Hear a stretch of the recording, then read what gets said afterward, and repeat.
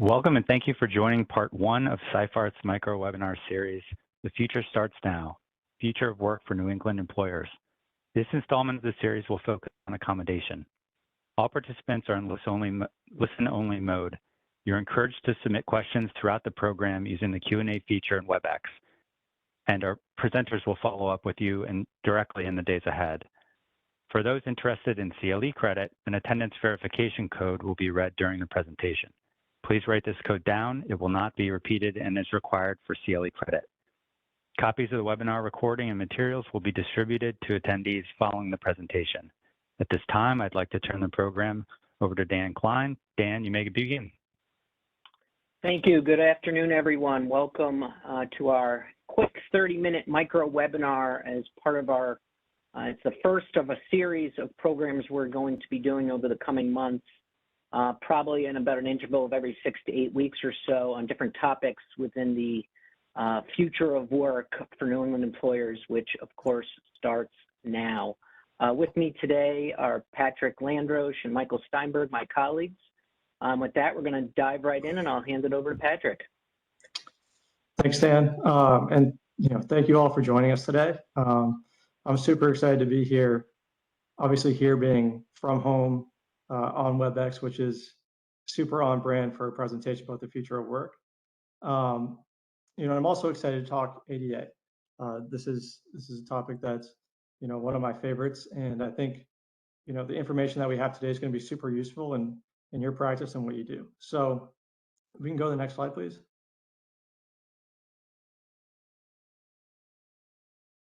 So we're going to talk about right here, perfect. So we're going to talk first about COVID-related accommodations, and I'm cognizant of this presentation is about the future and COVID, and we very much want to leave COVID in the past, right? It's something that COVID definitely is in the past, but it's something that's we'd be a little bit naive to think that it's not going to affect us in the future.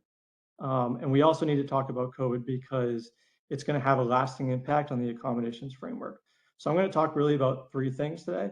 First, lessons we've learned from changes in EEOC's guidance related to COVID, long COVID, and then associational discrimination.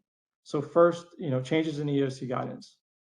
From a 10,000-foot view, a few lessons have come from EEOC's COVID guidance that I think are important to note. First, we saw the ADA framework shift over the course of the pandemic to reflect outside conditions. This is something you all know. For the last 2 years, you've received constant updates from us on changes in the law and changes in guidance. And that guidance was changing because outside conditions changed. So for example, what we have on the screen here, at the beginning of the pandemic, the ADA standard for medical examinations was pretty much always met when employers, wanted to conduct mandatory COVID tests. Many more people became vaccinated, and so the framework shifted. And the EEOC now requires, employers who want to impose mandatory testing, employers to look at, current medical and public health information to determine, whether you can do that, whether you can actually have mandatory testing. This framework shifting is important. In the fact that it reflects outside conditions to the accommodations framework, because the ADA and accommodations, it's always been a very individualized analysis, right? Like we take each employee on their own, but these outside changes show us, and the outside guidance that's changing shows us that we have to look at what's happening in the real world, and we have to 5 years ago, what might have been a reasonable accommodation, what might not have been a reasonable accommodation could be a reasonable accommodation today. So it's something that we need to be aware of, and it's something that the shifting COVID guidance has shown us. The second lesson from EEOC COVID guidance, and a little bit more specific to accommodations, is we received guidance on topics that we were pretty sure we knew the answers to, but now the EEOC has said something on it. So one big example of this is age. This summer, the EEOC made clear that the mere fact that someone's older will not entitle them to accommodation. This is something that we knew. The Age Discrimination and Employment Act doesn't have a reasonable accommodation requirement like the ADA, but having guidance like this is going to be important for the future because we can totally see situations where, it's a bad flu season and we have a lot of employees, older employees requesting accommodations. And how we process those accommodation requests, we're going to go back to COVID guidance and what the EEOC said there, right? Where if someone's entitled to accommodation, it's going to be not because they're older, but because they're older and they may have a disability, right? So it's going to guide our inquiry. We can move to the next slide. So if I were to cite anything to support the proposition that COVID is going to be with us for a long time, it would be the fact that there's a condition called long COVID, right? And we've seen employers really struggle with these requests because long COVID comes in different forms. The EEOC has provided some guidance here for us, and it's referenced the DOJ and HHS's publications on long COVID. It's basically going to what our normal, is this a disability framework analysis? That's where we're going to go. So, the DOJ HHS guidance has said that long COVID can be a disability under the ADA if it substantially limits one or more major life activities. This obviously requires an individual assessment, right? Someone's long COVID could be a disability, another employee's long COVID cannot be a disability. So we really have to focus on, does it substantially limit one or more major life activities before we're getting into the accommodations analysis, before we're doing the interactive process. So I think, the key takeaway on long COVID is if we know an employee had COVID and is struggling with health issues and asks for an accommodation, we have to be mindful that long COVID could be a disability and we could have to engage in the interactive process with that employee. You can move to the next slide. Okay, associational disability discrimination. So this issue preceded COVID, but it's coming to the surface now because of COVID. And we're seeing plaintiffs' attorneys start to bring these claims. There's a definition on the slide, but I would think of associational disability discrimination in this way. So let's say you have an employee who has a family member who's immunocompromised, and that employee and family member can't receive the flu vaccine or COVID vaccine due to their religious beliefs. The employee comes to you and asks for an accommodation because their family member has a disability and they need an accommodation to either it's to work from home or something else for that family member. Under the ADA and federal law, we're not required to provide an accommodation for associational disability. To be sure, the ADA obviously protects that individual. You can't discriminate against that employee because they're associated with someone who has a disability, but it doesn't require us to provide an accommodation. State law is a little bit less clear, and that's where we're seeing plaintiffs' attorneys bring lawsuits. It could become more clear. Dan has a case going on right now where we could get better answers, but it's a little bit less clear right now. Despite being less clear, we've taken the position, and we're pretty confident, at least in Massachusetts, that employers will not have to accommodate employees who are asking for accommodations based on association. And we're basing that belief off of a Massachusetts decision from 2013, Flag v. Alimed. And in there was a concurring opinion that from Justice Gantz that can be interpreted as skepticism that Chapter 151B would require an accommodation for someone based on association. So to kind of sum up the above, the ADA framework has shifted in response to COVID, and when we're looking specifically at accommodations, it's a reminder that we really have to be aware of where the world is and where the world is going. So with that, we'll shift to where the world's going, and I'll turn it over to Dan. All right, thank you, Patrick. Next slide, please. So I'm going to talk for about 10 minutes on accommodations in the remote hybrid environment that we find ourselves in. There really are two sides to the remote work accommodation issue. I want to first address just quickly one side, which is less of a concern now, and that's the side that this slide covers, which is during the vaccine mandate period, as employees wanted exemptions from vaccine requirements. Some of those employees actually wanted to return on site as companies were opening back up. and welcoming employees back. And many employers, like some of you perhaps, actually did not want those unvaccinated workers on site due to health risk concerns and maybe other reasons. And in choosing the proper accommodation for them while exempting them from the vaccine requirement, many employers actually chose remote work as the accommodation of choice and essentially forced these folks to remain remote even if they wanted to come back on site. So in the recent past, remote work was actually in some situations, the employer's preferred form of accommodation, and the basic limit on that was that ensuring that employees were not adversely affected by being remote as compared to their peers who were working on site. So next slide, please.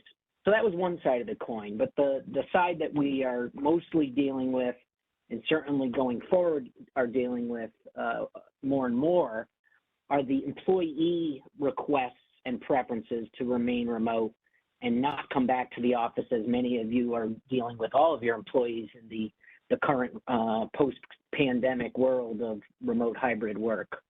In fact, when you think about early on in the pandemic, when the shelter-in-place orders first forced everybody home, what were we all sort of saying about the impact this would have on future remote work accommodation requests?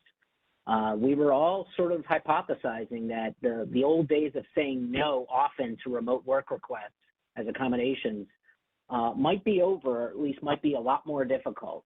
In the past, many companies were either not allowing remote work at all or for certain job categories and were resisting remote work accommodation requests. And with the pandemic, as you all know, a lot of jobs were able to be done successfully remotely, and it changed a lot of the dynamic that we all assumed about certain positions being able to be successful or productive at home.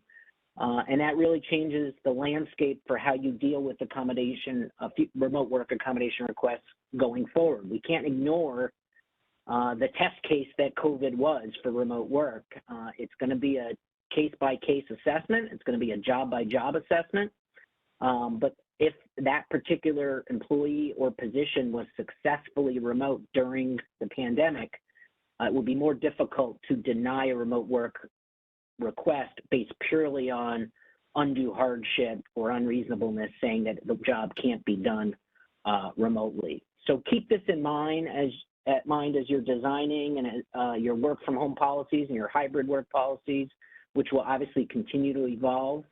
I think one thing we didn't all foresee was that beyond just accommodation requests, so many employees would fall in love with remote work and the life balance that it provides and resist the return to the office, as everybody is seeing. So going forward, and already we're seeing more and more accommodation requests to work remotely as employers are trying to get folks back in the office, whether on a hybrid basis or full-time. Those requests may be to work remotely full-time, 100% of the week, or they may be that the employee is looking to work from home at a greater degree than your hybrid policy otherwise permits. Perhaps your policy is asking folks to come to the office 3 days a week and they can be remote too, or you may see requests to increase that to 3 days at home for various disability-related reasons. Or you may have folks looking to be 100% remote. So for many jobs, it's really going to come down to, is remote work medically necessary for that individual's medical condition, disability, and are the essential functions of that employee's job truly requiring them to perform the job on site? Do the essential functions need to be performed on site, or at least some of them? And that's going to be the real focus as you handle these accommodation requests. Next slide, please. In terms of employees declining to return to the office, we've seen it with many who are still looking at the COVID exposure fears if their disability renders them immunocompromised or other effects of a disability that is coming into conflict for some reason with returning to the office. We're also seeing, and I think we'll see more and more, mental health conditions as the disability at the root of a request to work remotely as an accommodation. We've seen doctors' notes, and it doesn't take much, but we've seen doctors' notes that support an employee's request by saying that the working on site exacerbates a mental health condition, maybe stress or anxiety for various reasons. It might be that the commute to work exacerbates the mental health condition. It can take all shapes and forms. You'll have to take them case by case and assess them and really look at that medical necessity, as I mentioned. We're seeing commute-related requests, as I mentioned, with respect to not only mental health conditions, but other physical conditions that perhaps the long traffic commute, whether it's driving or as a passenger, might exacerbate a disability, and they therefore need to work from home. Pregnant employees at some point in the pregnancy might have certain physical limitations that will create a need to work remotely as well. And then as Patrick was mentioning, what about employees who aren't disabled but have household family members who are disabled, maybe immunocompromised, and they're asking for accommodations to work from home so that they're not exposed to COVID or maybe other influenzas, et cetera, and putting their family member at risk. Forever, as Patrick mentioned, we never foresaw a claim for failure to accommodate an employee's family member's disability, this associational disability accommodation issue. As Patrick said, many federal courts have explicitly rejected that as a claim under the ADA, and it was always presumed not to be a claim under Chapter 151B, the Massachusetts law. There is at least one lawyer, as Pat mentioned, pressing this forward to try to create new law, essentially, where there was silence. And there's a couple cases, one of which we're dealing with, where they are trying to imply a right within 151B to accommodation for one's family member who's disabled. We don't anticipate this succeeding, but for now, it is a possibility that may be decided by the courts in the near future. Next slide, please. So what are the best practices for dealing with remote work accommodation requests as you're trying to get people back in the office and keep them in the office, so to speak? Really, it's going to come down to the particular jobs, like I said. So what do? Job assessments. Assess what functions of the job are truly essential and if they can be done or if they must be done on site. And if so, you're going to want to make that clear in your job descriptions, your offer letters, et cetera. While those documents aren't determinative, they are extremely helpful if there is a case down the road. So that might be, for example, that the particular job needs to be physically performed on the floor of the plant. Perhaps the individual needs to assist others in person. Perhaps there's security reasons the job or parts of the job must be done on site. Maybe the individual needs to use certain equipment or tools or systems that are only available on site. There may be safety reasons. The job may require certain in-person interactions with coworkers or customers that can't be done virtually. You'll have to back that up, but if it's genuine and it's an essential part of that job, those will be reasons that you may be denying a remote work accommodation request. So you're going to want that well documented in your job descriptions and offer letters, and you should review those accordingly. And also, employer does not have to provide the accommodation requested by the employee. You have the choice if there's multiple accommodations available. So explore other on-site accommodations rather than assuming remote work is the only accommodation of choice. That might be providing a private office, it might be masking, it might be alternative schedules, et cetera. Next slide, please. What are some other types of accommodations we're seeing regarding the return to the office? As you're creating hybrid policies, you might see requests to come into the office on different days than the days mandated by your policy if you are mandating certain days. As I mentioned earlier, you may see commute-related accommodations. That might be about scheduling if the person takes public transportation and is vulnerable to germs during peak hours. It might be that they can't drive due to a disability and they need assistance either through an Uber or taxi, et cetera. Now, keep in mind, in general, you are not required to accommodate individuals in ways that they need in their personal life. So you normally wouldn't have to help them drive. If getting to work requires accommodation, you wouldn't always necessarily need to assist with that commute. But if the goal here is to get people back in the office for you, you may want to consider those types of accommodations you aren't actually required to provide, rather than having to defer to remote work as the only accommodation available. And for business travel, for folks who have essential travel as part of their jobs, you may see accommodation requests relating to the frequency of travel and traveling less. You may see that they need certain downtime built into their travel agenda. You may see extended stays to accommodate medication or sleep issues. You may see specific accommodations relating to the flight itself, the hotel accommodations. Next slide, please. And finally, alternative flexible schedules. It's always been a potential a frequent accommodation. We're going to see that more and more. If you're bringing people back into the office in a hoteling atmosphere, you may see accommodations for individuals who can't share space or equipment with others, or who need enhanced cleaning in order to do so.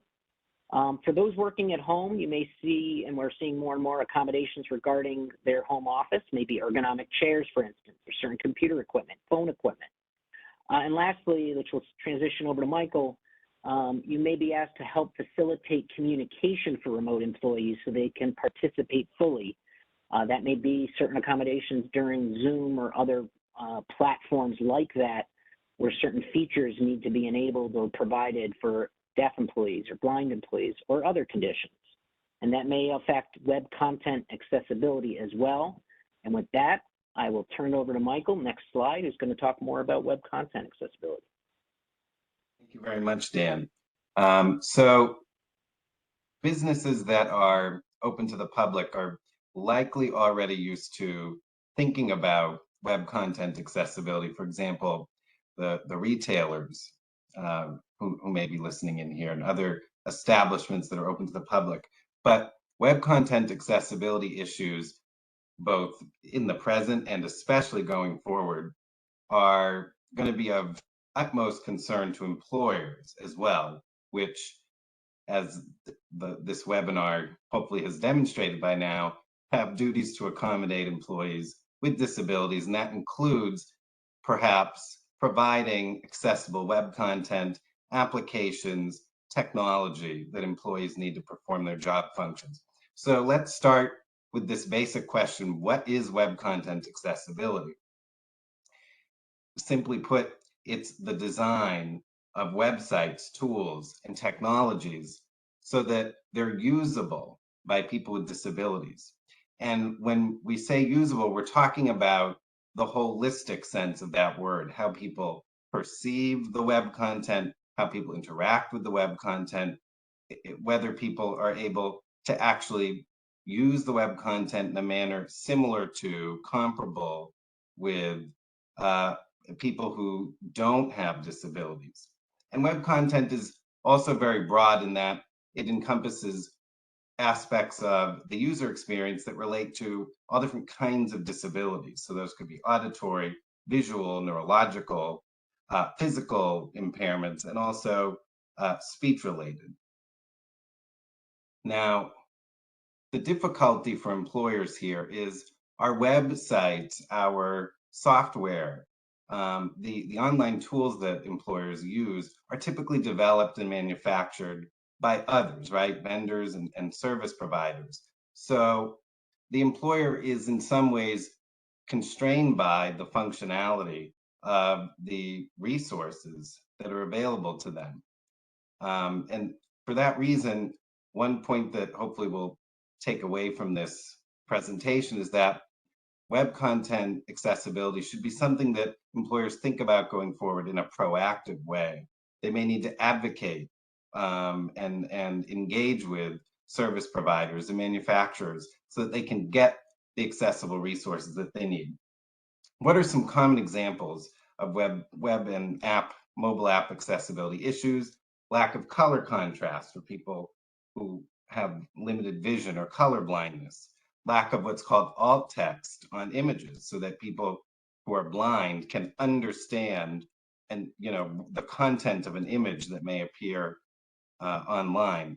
Captioning of videos for people who have hearing disabilities.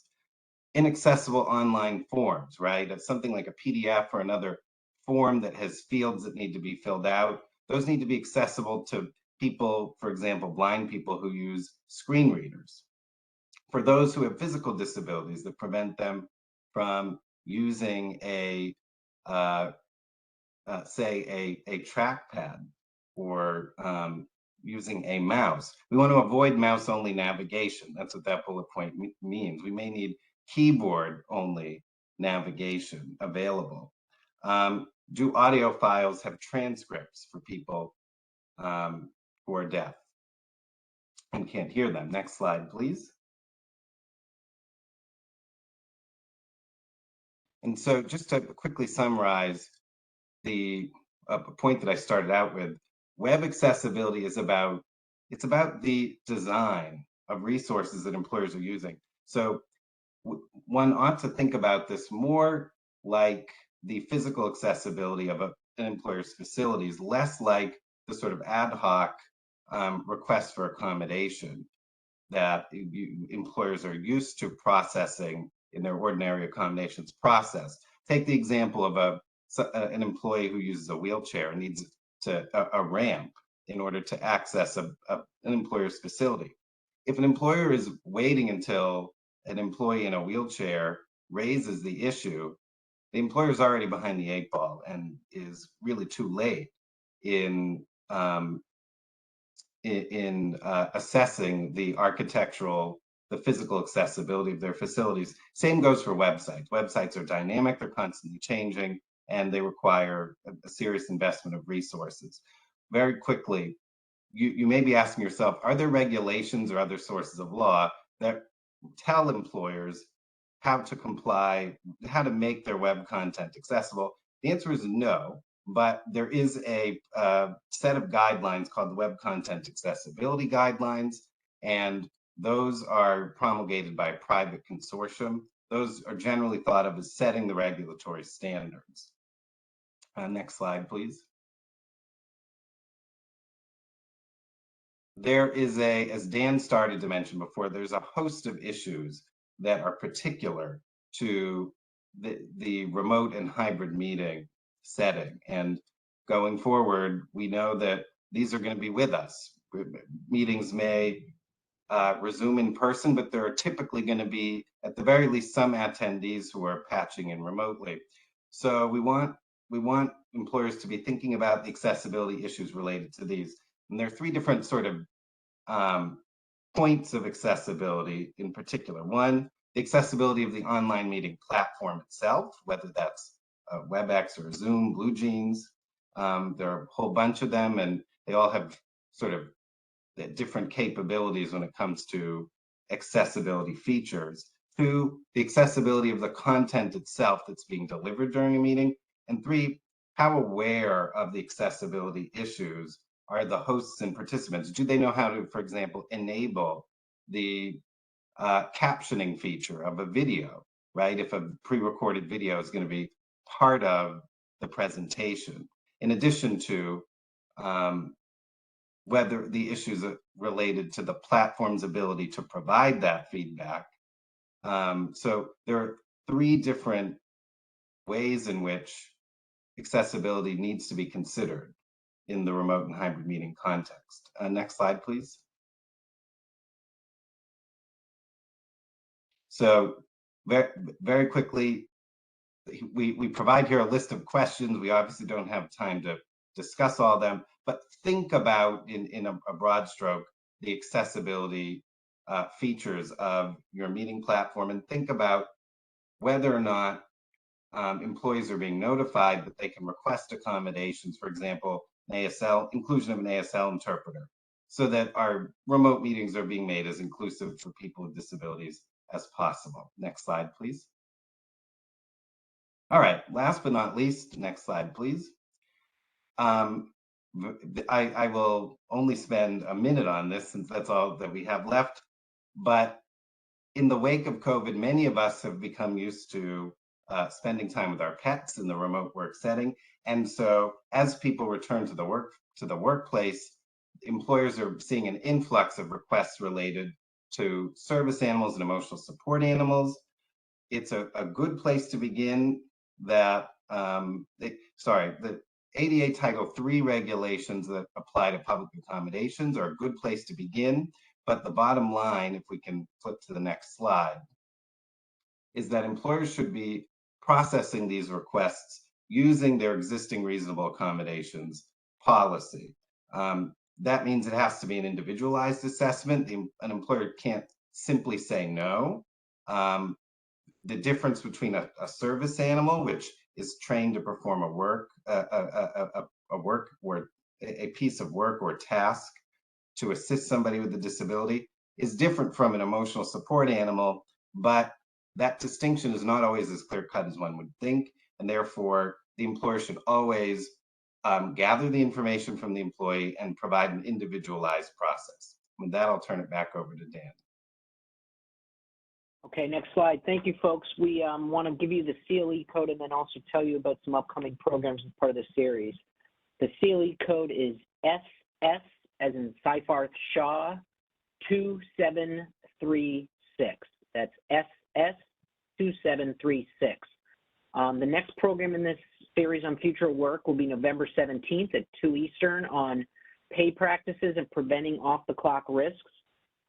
You'll be asked to provide any and all thoughts or ideas within the future of work umbrella for future programming, but those that we have planned so far over the coming months into next year include future impact of technology on overtime exemptions, monitoring remote hybrid employees' performance and productivity, hiring and onboarding remote workers, pay equity and transparency, expense reimbursement issues with hybrid remote employees, OSHA employee safety issues for work from home employees, and the use of artificial intelligence in hiring and employment and related risks.